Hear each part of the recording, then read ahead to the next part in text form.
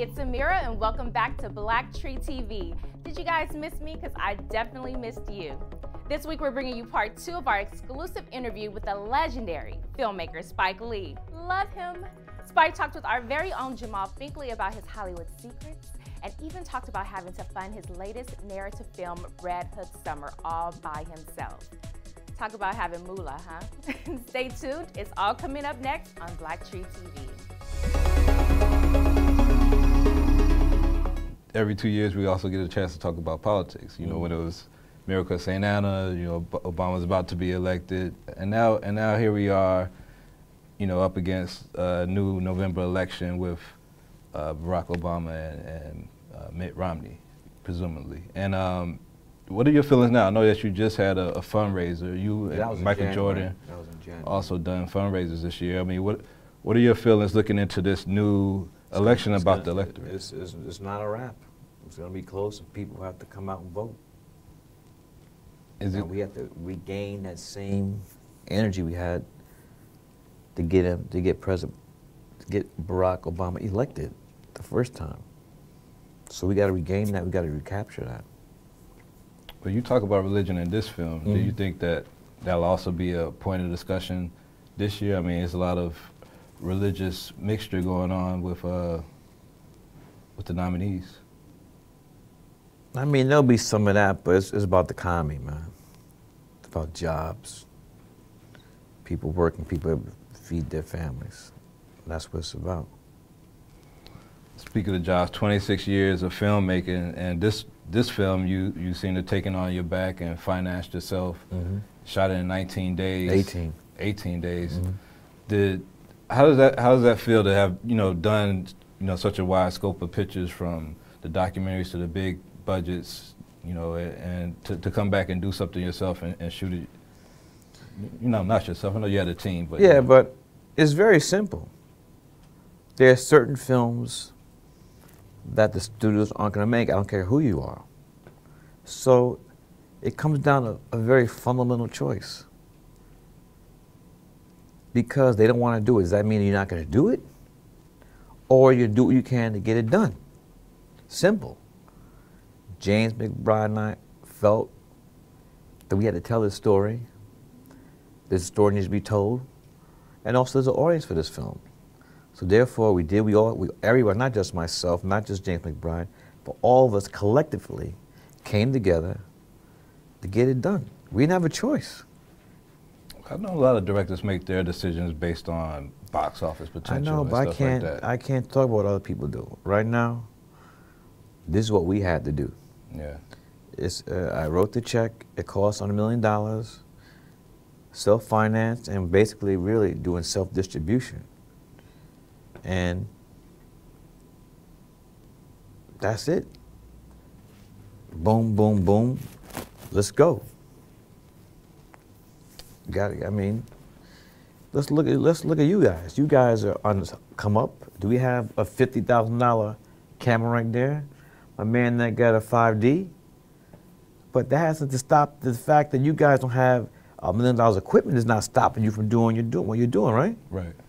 Same thing, man. You know, and I'm saying this as all of us, that we got to get out there and do what we got to do.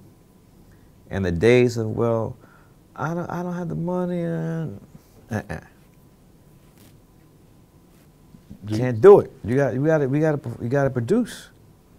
Got to produce. With that attitude, it seemed like it would produce better product, though.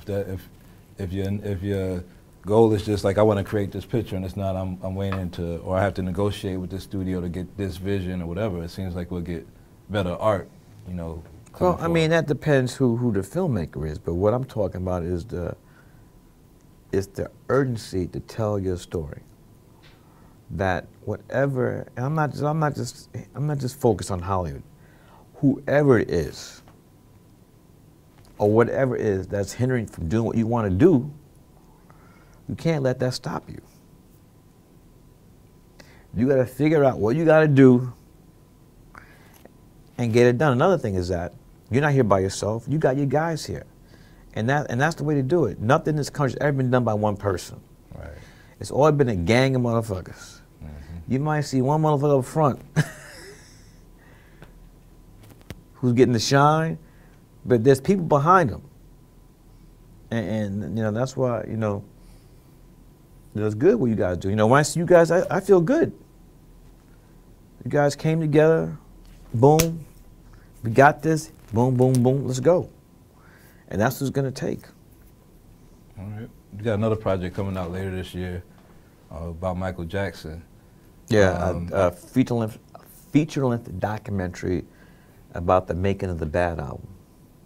And you always do Michael Jackson Day in Brooklyn. Right. And, you know, so did that become a part of this? Did you always know that this was building towards a story that you wanted to do? No, I just got out of the air. I just got contacted by the Sony Records, Epic Records, and the Michael Jackson estate.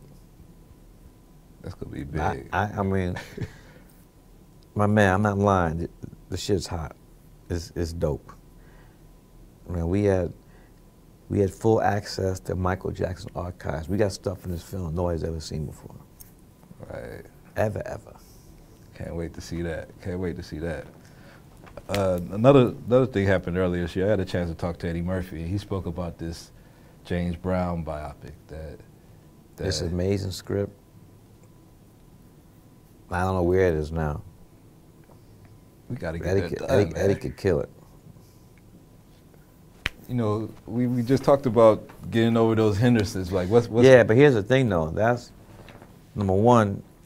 The studio owned the script, and you could do. There's a difference. Red Hook Summer was all calculated on being a low-budget film. So that means it's contemporary. We shot it within a 12-block radius. James Brown's epic. How many different eras are we talking about? That's money. Yeah. Well, Red Hook Summer came out August 10th in New York. Right. It's nationwide August 24th. 24th and wider August 31st. August 31st, man. We appreciate your time. And My man. Always Cool. a pleasure. Thank you. Next time. Hello, what's up? This is Spike Lee, and you're on BlackTree TV.